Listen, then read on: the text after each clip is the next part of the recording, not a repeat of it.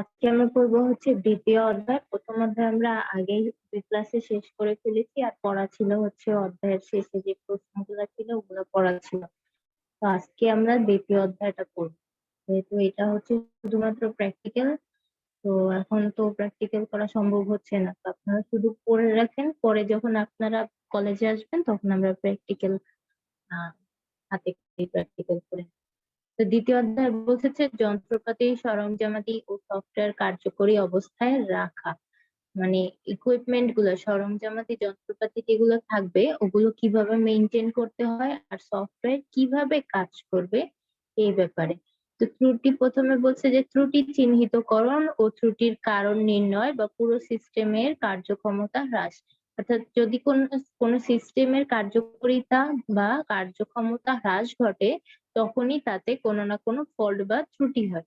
অর্থাৎ যদি কাজ করতে না পারে তার মানে কি, কাজ না করার কারণ হচ্ছে যে সেখানে কোনো ত্রুটি আছে, কোনো ফল্ট আছে। তাই যখনই কোনো প্রতিষ্ঠানের সিস্টেমে ত্রুটি ঘটে, তাই এর ত্রুটি নিঃসরণের জন্য সর্বগ্রে ত্রুটি সমূহ নির্ণয় করতে হয়। অর্থাৎ সবার আগে কি করতে হবে, কি ত্রুটি হয়েছে, কি ফল্ট হয়েছে সেটা বের করতে হবে। তারপর হচ্ছে যন্ত্রপাতি সফটওয়্যারের রক্ষণাবেক্ষণের বিস্তারিত বর্ণনা আবার যাচাই করতে হবে। যে কোনো সিস্টেমের ত্রুটি নিঃসরণ বা রক্ষণাবেক্ষণের কাজে সূক্ষ্মতা, স্বচ্ছতা আনয়নের লক্ষ্যে ওই কাজে জড়িত যত যন্ত্রপাতি বা সফটওয়্যার আছে সেগুলো মেইনটেনেন্স করতে যে পরিমাণ স্পেসিফিকেশন পূর্বে সাবমিট করা হয়েছিল তা পুনঃ বিবেচনা করা প্রয়োজন। অর্থাৎ কাজ করার আগে যখন আমরা সাবমিট করি যে এই যন্ত্রপাতিগুলো বা এই সফটওয়্যার গুলো নিয়ে আমরা কাজ করব, সেটা সাবমিট করার আগে আরেকবার বিবেচনা করতে হবে, মানে আরেকবার যাচাই বাছাই করতে হবে। কোন সিস্টেমের সফটওয়্যার ইনস্টলেশনের কাজের পূর্বে যে স্পেসিফিকেশন সাবমিট করা হয় তা পুরোপুরি যথেষ্ট না, বরং বাস্তবিক কাজের সময় সেখানে অনেক কিছু পরিবর্তন ঘটতে পারে। কে আসলো আবার চলে গেল? আচ্ছা, তাই এই পরিবর্তনের সাথে সঙ্গতি রাখতে যেসব যন্ত্রপাতি বা সফটওয়্যার দ্বারা সাপোর্ট আর মেইনটেনেন্স এর কাজ করতে হবে তার স্পেসিফিকেশন নতুন করে রিভিউ করা আবশ্যক। তারপরে বলছে যে ত্রুটি শনাক্তকরণ ও বিশ্লেষণ প্রক্রিয়া নির্ণয়ের পদ্ধতি। অর্থাৎ আমরা কিভাবে যে এখানে কোনো ত্রুটি আছে নাকি সেটা কিভাবে শনাক্ত করব আর এটা কিভাবে বিশ্লেষণ করবো, অ্যানালাইসিস করতে হবে তো ত্রুটিটা, ওটার সলিউশন বের করার জন্য। তো এগুলা কাজ কিভাবে করব? কোন নেটওয়ার্কভুক্ত কম্পিউটারে সফটওয়্যার ইনস্টলেশনের কাজ করতে গেলে যেসব সমস্যার মোকাবিলা করতে হয় তার মধ্যে অন্যতম হচ্ছে ফল্ট টলারেন্সি বা ত্রুটি নিঃসরণ। আর এই কাজের জন্য আমাদের পূর্বে প্রস্তাবিত পরিকল্পনার মধ্যে উল্লেখিত যন্ত্রপাতি ও সফটওয়্যার সমূহকে পুনঃ যাচাই করা আবশ্যক। এই কথাটা আগেও বলছি যে কাজ করার আগে আমরা কি করবো, যন্ত্রপাতি আর সফটওয়্যার যা আছে সেগুলো যাচাই বাছাই করে নিব। তারপরে বলছে যে ত্রুটি শনাক্তকরণ প্রক্রিয়াটিকে দুই ভাগে ভাগ করা যেতে পারে। কি কি? একটা হচ্ছে প্রি স্টেট আর একটা হচ্ছে পোস্ট স্টেট। অর্থাৎ সফটওয়্যার ইনস্টলেশনের পূর্বে যেসব ফল্ট ধরা পড়ে সেগুলো হচ্ছে প্রি স্টেট। অর্থাৎ সফটওয়্যারটা আমি ইনস্টল করার আগে যখন যাচাই বাছাই করব তখন যেই ফল্ট গুলা পাবো সেটা হচ্ছে প্রি স্টেট ফল্ট। আর সফটওয়্যার ইনস্টলেশনের পর ইনস্টল করা হয়ে গেছে, এখন আমি কোনো ফল্ট পাচ্ছি, কোনো সমস্যা বা ত্রুটি আমি পাচ্ছি, তো সেই স্টেজটা হচ্ছে কি, সেই ফল্ট, তার মানে হচ্ছে সেটা হচ্ছে সফটওয়্যারটি ব্যবহারের সময় যেসব ফল্ট ধরা পড়ে সেটা হচ্ছে পোস্ট স্টেট। অর্থাৎ আমরা সফটওয়্যার ইনস্টল করে ফেলছি, করার পরে এখন যখন ইউজার এটা ইউজ করতেছে, ইউজ করার সময় সে বিভিন্ন রকমের প্রবলেম ফেস করতেছে।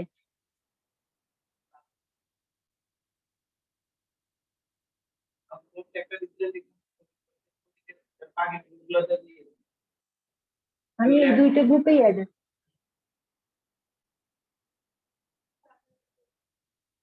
আচ্ছা, তাহলে সফটওয়্যার ইনস্টলেশনের পরে যে প্রবলেম গুলো আমরা ফেস করি সেগুলো হচ্ছে পোস্ট স্টেজ।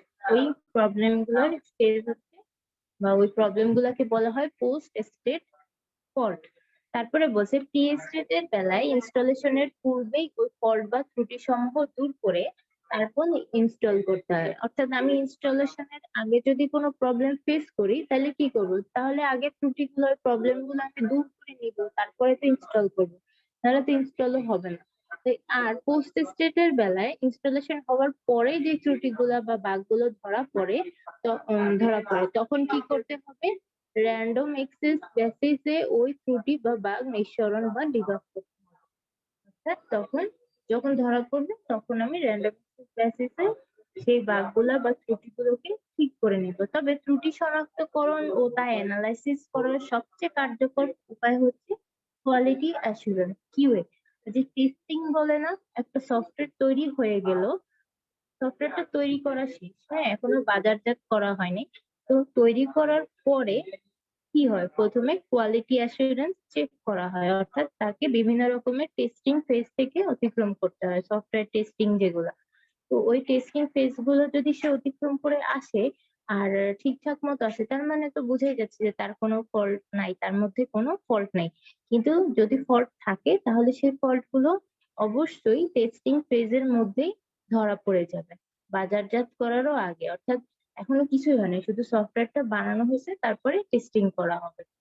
তো এটাই বলছে যে এই অ্যানালাইসিস করার যে কোনো প্রবলেম আছে নাকি নাই সফটওয়্যারটার মধ্যে, সেটা জানার সবচেয়ে কার্যকর উপায় হচ্ছে কোয়ালিটি অ্যাসুরেন্স বা কিউএ। যদি এই পদ্ধতি অবলম্বন করা হয় তবে দ্রুত ফল্ট ডিটেকশন এবং অ্যানালাইসিস করা সম্ভব। অর্থাৎ খুবই দ্রুত এই পদ্ধতিতে, খুবই দ্রুত আমরা ফল্ট আছে নাকি নাই সেটা পেয়ে যেতে পারবো এবং সেটা কিভাবে সলভ করতে হবে আমরা করে ফেলতে পারবো। আর সেক্ষেত্রে কিউএ এর জন্য প্রয়োজনীয় লোকবল ও অর্থ বরাদ্দের বিষয়টিও বাস্তবিক বাজেট দিয়ে দিতে হবে। ওই যে বললাম যে কোয়ালিটি অ্যাসুরেন্স বা সফটওয়্যার টেস্টিং এর জন্য আলাদা কিছু সফটওয়্যার ইঞ্জিনিয়ার রাখা হয় যারা শুধুমাত্র টেস্টিং এর কাজ করে, কোয়ালিটি অ্যাসুরেন্স এর কাজ করে, টেস্টার যারা। তো তাদের কাজই হচ্ছে শুধুমাত্র সফটওয়্যারটা সে টেস্ট করে দেখবে, বিভিন্ন রকমের টেস্ট করে, ব্ল্যাক বক্স টেস্টিং আছে, হোয়াইট বক্স আছে, গ্রে আছে। তো বিভিন্ন ধরনের টেস্টিং অ্যাপ্লাই করে সে শুধু দেখবে যে এখানে কোনো প্রবলেম আছে নাকি নাই, যদি থাকে কি প্রবলেম আছে এটা বলে দিবে, তারপর কোডার সে যে সফটওয়্যারটা কোডিং করলো সে ওটাকে সলিউশন করবে, প্রবলেম গুলোকে সলভ করবে। তো এই যে টেস্টারের যে কাজ, সে যে টেস্টিং করে বের করলো যে প্রবলেম আছে নাকি নাই, এটার জন্য কি এই আমার টেস্টার লাগবে, মানে প্রয়োজনীয় লোকবল লাগবে। আর যদি আমি টেস্টারকে রাখি তাহলে আমার তাকে অবশ্যই পেমেন্ট করে রাখতে হবে, তার মানে শুধুমাত্র টেস্টিং এর জন্য আমার কিছু লোক লাগবে এবং কিছু টাকা পয়সাও বরাদ্দ করে রাখতে হবে, যেটা আমি সফটওয়্যারটা ইমপ্লিমেন্ট করার আগে যে বাজেটটা তাদেরকে দিছিলাম, অর্থাৎ যাদের সফটওয়্যার তাদেরকে যে আমি বাজেট দিছিলাম যে এত টাকার মধ্যে সফটওয়্যারটা কমপ্লিট হবে, সেই বাজেটের মধ্যে আমার এই কিউএ এর জন্য, অর্থাৎ কোয়ালিটি অ্যাসুরেন্স চেক করার জন্য যে পরিমাণ টাকা খরচ হবে সেটাও আমি ওই বাজেটে উল্লেখ করে দেবো। কিউএ পদ্ধতিতে কিছু ইউজার ইনস্টলকৃত সফটওয়্যারটি ব্যাপকভাবে ও বিভিন্নভাবে সকল ধরনের অপশন ব্যবহার করে থাকে এবং ব্যবহার করতে করতে যখন যে ফল্ট ধরা পড়ে তখনই তার রিপোর্ট লিস্টে উল্লেখ করে দেয়া হয়। পরবর্তীতে অ্যানালাইসিস পার্টে গিয়ে ওই ফল্ট কেন হলো তা দেখে ত্রুটি নিঃসরণ করা হয়।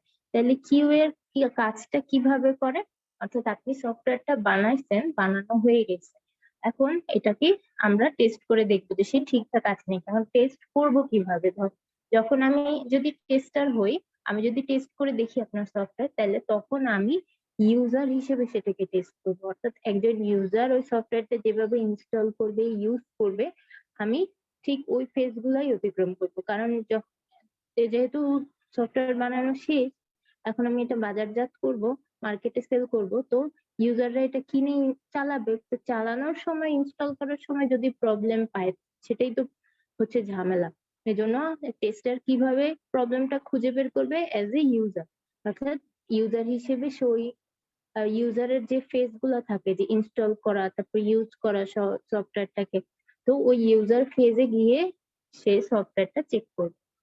সফটওয়্যারের ভিতরে সে কোনো কিছু চেক করবে না, সে অ্যাজ এ ইউজার, অর্থাৎ সফটওয়্যারের বাহির থেকে ওইটাকে ইনস্টল করা, ইউজ করা, বিভিন্ন অপশন গুলো থাকে সফটওয়্যারের মধ্যে, যে যে অপশন গুলো আছে সেগুলো সবকিছু ব্যবহার করে, প্রতিটা অপশন ব্যবহার করে করে দেখবে যে ঠিকঠাক মতো কাজ করছে কিনা। যদি কাজ না করে তাহলে কি করবে, রিপোর্ট একটা লিস্ট থাকবে যেটার নাম হচ্ছে রিপোর্ট লিস্ট। ওইখানে সে লিখে দিবে যে এই অপশনটা কাজ করছে না, ইনস্টলেশনের সময় এই প্রবলেমটা হয়ে গেছে বা ইনস্টলেশন হয়েছে, বাট পরবর্তীতে এই অপশন গুলো ঠিকঠাক মতো কাজ করছে না বা কোনো প্রবলেম দেখাচ্ছে, কোনো ইরর দেখাচ্ছে, এই সবকিছু রিপোর্ট লিস্টের মধ্যে সে লিখে দিবে। পরবর্তীতেও লেখার ফল্ট গুলো তাহলে সব লেখা হয়ে গেল রিপোর্ট লিস্টে। তার পরবর্তী ফেজ হচ্ছে অ্যানালাইসিস পার্ট। অর্থাৎ এখন ওই ফল্ট গুলো কেন হলো, কি কারণে হলো এবং এটার সলিউশন কি, এই কাজগুলো হবে অ্যানালাইসিস পার্ট। তাহলে অ্যানালাইসিস পার্টে গিয়ে তখন ওই ফল্ট গুলো কেন হলো তা দেখে সেই ত্রুটিগুলো অর্থাৎ ফল্ট গুলাকে কিভাবে সলিউশন করা যায়, সলভ করা যায়, সেই সলিউশন বের করবে অ্যানালাইসিস পার্ট। তারপরে বলছে ত্রুটি সম্পন্ন যন্ত্রপাতি বা সফটওয়্যারের কার্যক্ষমতা চিহ্নিত করা। কোনো কোনো যন্ত্রপাতি বা সফটওয়্যারে যদি ত্রুটি দেখা যায় তখন স্বাভাবিকভাবে সেই যন্ত্রপাতি বা সফটওয়্যারের কার্যক্ষমতা হ্রাস পাবে, মানে কমে যাবে, কাজ করবে না, কাজ করার ক্ষমতা কমে যাবে। ফলে সার্বিকভাবে ওই সিস্টেম বা পারফরমেন্স ডিক্রিজ করে, ওই সিস্টেমের পারফরমেন্স ডিক্রিজ করে। নিম্নে সফটওয়্যারের ফল্ট বা ইররের কারণসমূহ উল্লেখ করা হলো। এখন একটা সফটওয়্যারের মধ্যে কি কি ফল্ট হতে পারে, কেন সে বিভিন্ন ধরনের ইরর দেখায়, কি কি ইরর দেখাতে পারে বা ইরর দেখানোর কারণ কি, সেটার একটা লিস্ট আছে। লিস্টটা হচ্ছে আমাদেরকে এই ছবির মধ্যে বলে দিচ্ছে। কজেস অফ সফটওয়্যার ইরর, কি কি কারণে একটা সফটওয়্যারের মধ্যে ইরর হতে পারে। প্রথমত হচ্ছে ফল্টি রিকোয়ারমেন্ট ডেফিনিশন, অর্থাৎ রিকোয়ারমেন্ট কালেকশনে কোনো ভুল হয়েছে। আমি যখন ক্লায়েন্টের থেকে রিকোয়ারমেন্ট গুলো নিচ্ছিলাম হয়তোবা সে কোনো ভুল রিকোয়ারমেন্ট লিখে ফেলছে, রিকোয়ারমেন্ট অ্যানালাইসিস যে করছিল সে হয়তো কোনো ভুল রিকোয়ারমেন্ট লিখে ফেলছে, অর্থাৎ রিকোয়ারমেন্টেই কোনো প্রবলেম আছে। তারপরে বলছে client development communication, developer communication failure, অর্থাৎ ক্লায়েন্ট যখন ডেভেলপারকে বলতেছে যে আমার এই জিনিসগুলো দরকার, আমার সফটওয়্যারের মধ্যে এই রিকোয়ারমেন্ট গুলো থাকবে, তো আমি এজ এ ক্লায়েন্ট আপনাকে বলতেছি আপনি সঠিকভাবে শুনে সঠিকভাবে লিখবেন, সঠিকভাবে বুঝে সঠিকভাবে লিখবেন। তো আপনার আর আমার মাঝখানে একটা কমিউনিকেশন হলো যে আমি আপনাকে বলতেছি আমি কি কি চাই আমার সফটওয়্যারে, আর আপনি সেটা সঠিকভাবে বুঝে সঠিকভাবে লিখবেন।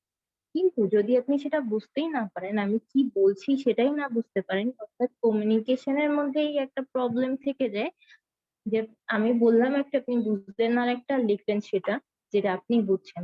তার মানে কি আমি যেটা বলছি সেটা আপনি লিখেন নাই, আপনি বুঝেনই নাই আমার কথা। তাহলে আপনার আর আমার মাঝখানে একটা কমিউনিকেশন ফেইলিওর হলো, যার ফলে কি হলো, সফটওয়্যারটা যখন তৈরি হয়ে গেল তখন তো আমি বলবো যে আরে ভাই আমি তো এটা বলি, তো এটা বলছি, আপনি বুঝতে ভুল করছেন। তাহলে আরেকটা ইররের কারণ কি, ক্লায়েন্ট আর ডেভেলপারের মধ্যে কমিউনিকেশন ফেইলিওর। তারপরে বলছে delivered deviations from software requirement, অর্থাৎ ওই একই কথা যে যদি সফটওয়্যার রিকোয়ারমেন্টে কোনো প্রবলেম থাকে তাহলে তো অবশ্যই আমার সফটওয়্যারের প্রবলেম, যেটা ইরর আসবে, ইরর কেন আসবে, কারণ সেটা তো ইউজারের পছন্দ মতো সফটওয়্যার হয়নি, তখনই তো সে বলবে যে এটা তো এরকম সফটওয়্যার তো আমি বলিনি, আমি এই অপশন গুলো তো চাইনি। তারপরে বলছে লজিক্যাল ডিজাইন এরর, অর্থাৎ যখন ডিজাইন করা হয় ডিজাইন ফেজে গিয়ে যদি কোনো ভুল ভ্রান্তি বা কোনো লজিক যদি ভুল হয়ে থাকে তাহলে তো একটা এরর আসবে যদি ডিজাইন ফেজে কোনো প্রবলেম থাকে। তারপরে কোডিং, তারপর ডিজাইনের পরে কি হয়, কোডিং করা হয়। তো এখন ডেভেলপার যখন কোড করলো, কোডার যখন কোড করলো, যদি কোডিং এর মধ্যে কোনো প্রবলেম থাকে তাহলে আরেকটা এরর আসবে, সেটা হচ্ছে কোডিং এরর, যে কোডিং এর মধ্যেই ভুল আছে। তারপরে বলেছে non compliance with documentation and coding instructions, অর্থাৎ আমার যে ডকুমেন্টেশন, এখন কোডিং করা তো শেষ, কোডিং করা শেষে তারপরে কি হবে, টেস্টিং টেস্টিং হবে। টেস্টিং এর আগের ফেজে কি হবে, একটা ডকুমেন্টেশন তৈরি করা হবে যে কোডিং এর ইনস্ট্রাকশন গুলো দিয়ে যে কোডিং এভাবে এভাবে করা হয়েছিল, কারণ পরবর্তীতে যখন টেস্টার টেস্টিং করবে তখন তার তো একটা ডকুমেন্টস দরকার, যেটা দেখে সে টেস্টিং করবে যে সফটওয়্যারটা এইভাবে এভাবে বানানো হয়েছে বা কোডিং করা হয়েছে বা এই ফেজে এই পার্ট গুলো আছে কোডের, কোন ফেজে কোন পার্ট গুলো আছে সেগুলো লিখে একটা ডকুমেন্টেশন তৈরি করা হবে। এখন যদি ওই ডকুমেন্টেশনে কোনো প্রবলেম থাকে তাহলে অবশ্যই আরেকটা ইরর দিবে, এটা ইররের আরেকটা কারণ।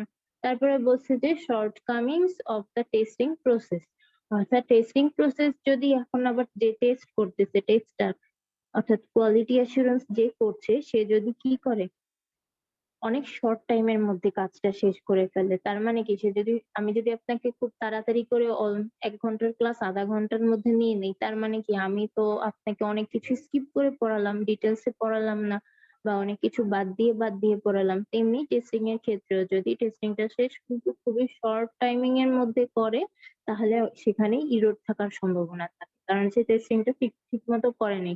ঠিক মতো করলে তো সেই ইরর গুলো পেয়েই যেত আর এরর গুলো সলভ হয়ে যেত। তার মানে টেস্টিং এর সময় একটা শর্ট টাইমিং এর জন্য প্রবলেম রয়ে গেল, এরর রয়ে গেল।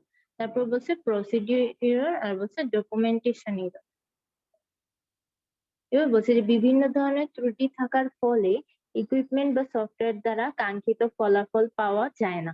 অর্থাৎ এখন এই ধরনের ইরর গুলো যদি থাকে বা এইগুলোর মধ্যে যে কোনো একটা ইরর যদি থাকে তাহলে আমি সফটওয়্যার থেকে যে ফলাফলটা আশা করছি সেটা তো আমি পাবো না, কাঙ্ক্ষিত ফলাফল পাওয়া যাচ্ছে না। ফলশ্রুতিতে সকল কার্যক্রম স্থগিত অবস্থায় চলে আসে। অর্থাৎ যদি এখন আমার সফটওয়্যারটা কাজই না করে তাহলে কি হলো, এত কাজ যে করা হলো সব কাজগুলো থেমে গেল না, ফলাফল এটাই হলো। তখন এই ইকুইপমেন্ট বা সফটওয়্যারের কার্যক্ষমতা চিহ্নিত করতে কোয়ালিটি অ্যাসুরেন্স এর সময়সীমা বাড়িয়ে দিতে হবে। এখন আপনি যদি ইরর পান সফটওয়্যারে তাহলে তখন কি করবেন, আপনি ওটাকে আবার টেস্টিং এ পাঠাবেন। আবার টেস্টিং এ যখন পাঠাবেন তখন ওই টেস্টিং এর যে সময়টা অর্থাৎ কোয়ালিটি অ্যাসুরেন্স এর যে সময়টা সেই সময়টা আপনি সবসময় বাড়িয়ে দিবেন।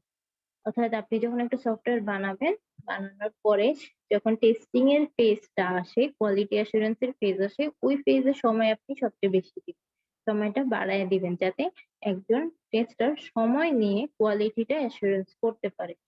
সফটওয়্যারের এসডিএলসি ভালোভাবে রিভিউ করতে হবে। এসডিএলসি কি? Software development life cycle.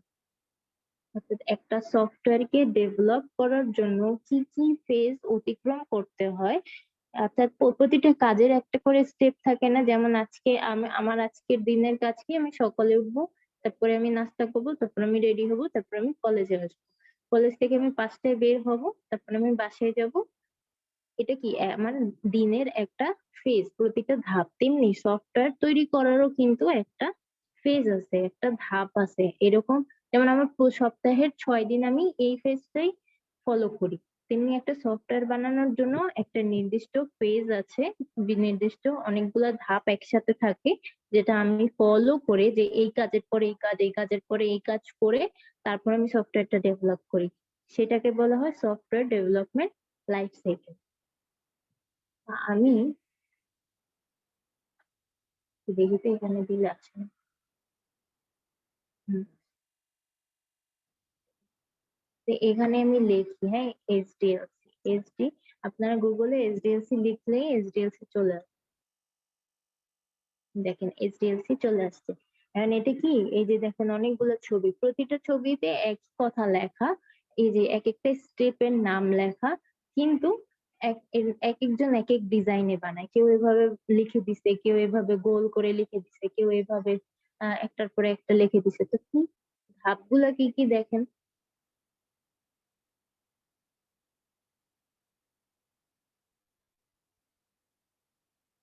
হুম।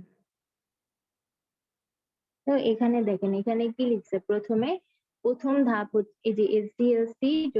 আপনাদেরকে অনেক সময় ভাইবাতে জিজ্ঞেস করে, আমাকেও করছে যে এসডিএলসি এর ধাপগুলো বলেন, এসডিএলসি তে কয়টা ধাপ আছে, এসডিএলসি তে বলবেন এসডিএলসি তে 5টা ধাপ আছে। এইচডিএলসি তে কয়টা ফেজ আছে, বলবেন এইচডিএলসি তে 5টা ফেজ আছে। আর এইচডিএলসি এর পূর্ণাঙ্গ রূপ কি? Software development life cycle. অর্থাৎ একটা সফটওয়্যার কে ডেভেলপ করার জন্য সফটওয়্যারের লাইফ সাইকেলটা কি হবে, যে কোনটার পরে কোনটা আসবে। প্রথমত আসবে হচ্ছে রিকোয়ারমেন্ট অ্যানালাইসিস, অর্থাৎ আমি রিকোয়ারমেন্ট কালেক্ট করব, ইউজারের থেকে যে রিকোয়ারমেন্ট গুলো আমি লিখে নেই যে সফটওয়্যারটাতে কি কি অপশন থাকবে, কি কি কাজ করবে, এই যে রিকোয়ারমেন্ট কালেক্ট করতেছি, এটাই হচ্ছে একটা ফেজ, রিকোয়ারমেন্ট অ্যানালাইসিস। তারপরে আসবে ডিজাইন, ডিজাইন মানে কি? অর্থাৎ আমি যে রিকোয়ারমেন্ট কালেক্ট করলাম, এখন সেই অনুসারে আমার সফটওয়্যার বানানোর জন্য একটা ডিজাইন তৈরি করতে হবে। সেই ডিজাইনের একটা ফেজ আসবে। তারপরে ইমপ্লিমেন্টেশন এর একটা ফেজ আসবে। ইমপ্লিমেন্টেশন ফেজে কি হয়? ডিজাইন যদি আমি করেই ফেলি, তারপরে কি করব? আমি কোডিং করব। আমার ডিজাইনার আমাকে ডিজাইন দিয়ে দিল। এখন আমার কাজ কি? কোডিং করে সফটওয়্যারটাকে ইমপ্লিমেন্ট করা, তাই না? সফটওয়্যারটাকে বানানো। অর্থাৎ ইমপ্লিমেন্টেশন ফেজ। এই ইমপ্লিমেন্টেশন ফেজে কোড করা হয়। এটাও জিজ্ঞাসা করে যে কোডার কোডিং করবে কোন ফেজ, এসডিএলসি কোন ফেজে কোডার কোডিং করবে, বা এসডিএলসি কোন ফেজে আপনি প্রোগ্রাম লিখবেন, তখন বলবেন ইমপ্লিমেন্টেশন ফেজ। এখন আমার কোড করা শেষ, কোড করা যদি শেষই হয়ে যায়, তারপরে আমার কি কাজ থাকবে? ওটাকে টেস্ট করে দেখা যে কোড করা শেষ হওয়া মানে তো আমার সফটওয়্যারটা ডেভেলপ হয়ে গেছে। এখন সফটওয়্যার যদি ডেভেলপ হয়ে যায়, একটা জিনিস যদি আমি বানাই, একটা খাবার যদি আমি রান্না করি, তারপরে কি করবো? ওটাকে খেয়ে দেখবো না যে ওটার মধ্যে সবকিছু ঠিকঠাক আছে নাকি, লবণ ঠিক আছে নাকি, অর্থাৎ আমি টেস্ট করে দেখবো। তেমনি সফটওয়্যারটা আমার যখন বানানো হয়ে গেছে, ইমপ্লিমেন্ট হয়ে গেছে, তারপরের ফেজ হচ্ছে টেস্টিং। আমি এখন টেস্ট করে দেখবো যে সফটওয়্যারটা সঠিকভাবে কাজ করতেছে নাকি, সবকিছু ঠিকঠাক আছে নাকি, কি অনুসারে এই যে রিকোয়ারমেন্ট কালেক্ট করছিলাম আমি, এই রিকোয়ারমেন্ট অনুসারে আমার টেস্টিং হবে। যে আমার টেস্ট করে আমি দেখবো যে টেস্টিং ফেজে, এই টেস্টিং ফেজে হচ্ছে কোয়ালিটি অ্যাসুরেন্স করা হয় যে সফটওয়্যারের কোয়ালিটি কেমন, ভালো নাকি খারাপ নাকি মিডিয়াম, ইরর আছে নাকি নাই। ইরর থাকলে সেই ইরর গুলা, এই যে ধরেন এই টেস্টিং থেকেই বের হলো যে কি কি ইরর আছে, ইরর গুলা সলভ হবে কোথায়? Evaluation part. ইভ্যালুয়েশন হচ্ছে এসডিএলসি এর সবচেয়ে লাস্ট পার্ট হচ্ছে ইভ্যালুয়েশন। যে কি কি এখন যে ইরর গুলা আসবে ওগুলোকে আবার ঠিক করা, ইরর গুলাকে আবার ঠিক করা। এখন একটা সফটওয়্যারের ক্ষেত্রে হতে পারে এই লাইফ সাইকেল কয়েকবার হলো। এই যে আমি ইরর গুলো ঠিক করলাম, ইরর গুলো ঠিক করার পরে আমি ইউজারকে দিয়ে দিব, তাই না? এখন সফটওয়্যারটা তো আমার রেডি হয়ে গেছে, ওকে দিয়ে দিলাম। কারণ সে সেখানে আবার কিছু রিকোয়ারমেন্ট অ্যাড করলো, আরো বললো যে না, আমার সফটওয়্যারের থেকে এগুলো এগুলো বাদ যাবে, আমি আরো কিছু রিকোয়ারমেন্ট, নতুন এই রিকোয়ারমেন্ট দিব, আর পুরান রিকোয়ারমেন্ট থেকে আমি এগুলো চাই না, এগুলো আমি বাদ দিয়ে দিব। তাহলে কি হলো? আপনি আবার রিকোয়ারমেন্ট অ্যানালাইসিস করলেন, আবার ডিজাইন করলেন, আবার ইমপ্লিমেন্টেশন, অর্থাৎ ওই যে নতুন রিকোয়ারমেন্ট দিল বা পুরানের থেকে যা যা বাদ দিতে বললো, সেখানে গিয়ে আপনার আবার কোডিং করতে হবে, আবার টেস্টিং করতে হবে, আবার ইভ্যালুয়েশন হবে। এখন এটা হচ্ছে এসডিএলসি এর বেসিক, বেসিক যেটা এসডিএলসি। এসডিএলসি মডেল গুলো কি কি? এখন ওটা হচ্ছে একদম বেসিক এসডিএলসি। এখন আমি যদি আপনাকে বলি আমি কেক খাবো, তো আপনি জানেন যে মিস কেক খাবে। এখন আপনি মিসকে এটা জিজ্ঞেস করবেন না মিস আপনি কোন কেকটা খাবেন। তেমনি এসডিএলসি, আমি বললাম যে সফটওয়্যার ডেভেলপ করার একটা নিয়ম আছে, সেটা হচ্ছে এসডিএলসি। এখন নিয়মের মধ্যেও তো অনেকগুলা ধাপ থাকে বা অনেকগুলা আরো, মানে একটা নিয়ম আমি বললাম এসডিএলসি ফলো করে আমার সফটওয়্যার ডেভেলপ করতে হবে, কিন্তু এখন কোন এসডিএলসি ফলো করব, এটাও একটা কথা। তো এখানে দেখেন আপনি, এখানে অনেকগুলো এসডিএলসি এর নাম বলে দিচ্ছে যে ওয়াটারফল মডেল। সবচেয়ে প্রথম যে এসডিএলসি টা আবিষ্কার হয়েছিল সেটা ছিল ওয়াটারফল মডেল। এই যে এখানে যে আরেকটা ছবি দেখতে পাইতেছেন না, একটার পরে একটা, একটার পরে একটা, একটার পরে একটা, ঝর্ণা থেকে যেভাবে পানি পড়ে না, এভাবে গড়ায় গড়ায় পানি পড়ে একদম উপর থেকে নিচের দিকে যায়, অর্থাৎ কি হয়? ওয়াটারফল হয়, পানি পড়ছে। তো সেইটার উপর বেসিক, মানে সেটার উপর ডিপেন্ড করেই এই মডেলের নাম দেওয়া হয়েছিল ওয়াটারফল মডেল। তো ওটা হচ্ছে সবচেয়ে প্রথম এসডিএলসি, সর্বপ্রথম যে এসডিএলসি সেটা হচ্ছে ওয়াটারফল মডেল। তো আচ্ছা, আমাদের জুমের লাস্ট মিনিট চলতেছে, একটু পরে টাইম আউট হয়ে যাবে, তাহলে আপনারা আবার জয়েন করবেন। তো প্রথমটা হচ্ছে ওয়াটারফল মডেল, তারপরে আরআইডি মডেল আসছে, স্পাইরাল আসছে, ভি মডেল আসছে, ইনক্রিমেন্টাল, অ্যাজাইল। এই যে